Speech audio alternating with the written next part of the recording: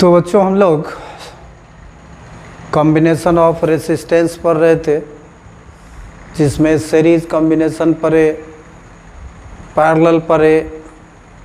अब हमारा है मिक्स्ड कॉम्बिनेशन। मिक्स्ड का मतलब कि दोनों ही सीरीज और पैरेलल दोनों एक साथ हो जाए तो उस कॉम्बिनेशन को हम मिक्स्ड कॉम्बिनेशन बोलते हैं।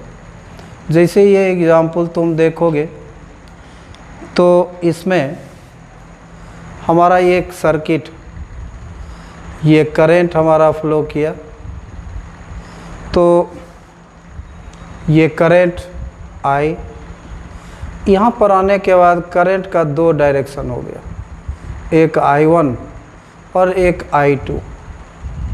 फिर ये I1 हमारा इधर से होते हुए और इसमें आया I1, ये I1 आया, तो इस दोनों रेसिस्टर में हमारा सेम करंट I1 फ्लो कर रहा है।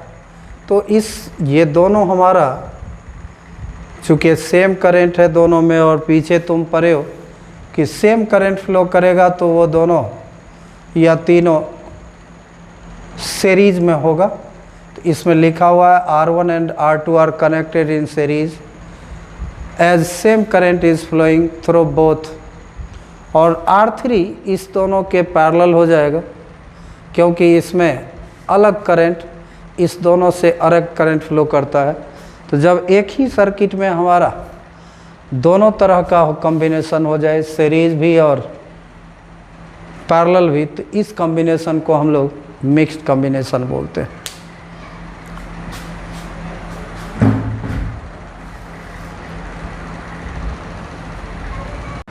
तो बच्चों हमारा नेक्स्ट टॉपिक है heating effect of electric current.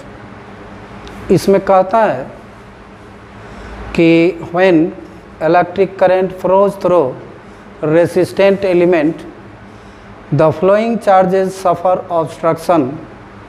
अब ज़रा देखो, ये एक रेसिस्टेंस एलिमेंट हो गया, इसको किसी हम सोर्स से जोड़ के अगर इलेक्ट्रिक करंट दें तो इलेक्ट्रिक करंट को जब भी ये रेसिस्टेंस के पास आएगा तो उस करंट को इस रेसिस्टेंस से ऑब्स्ट्रक्शन मिलेगा।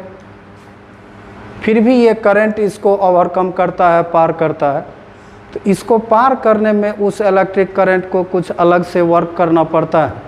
That work done is converted into heat energy.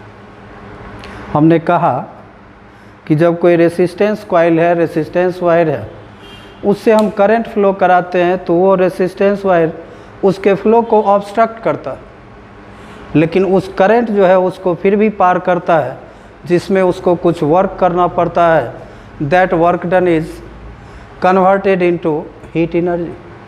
हमने मान लिया कि कोई भी वोल्ट का सोर्स है जो Q कूलम चार्ज को एक पॉइंट से दूसरे पॉइंट लाता है, जिसमें उसको कहीं न कहीं रेसिस्टेंस मिलता है। तो फिर वर्क डन बराबर हम लोग पढ़े हैं V इंटू क्यू।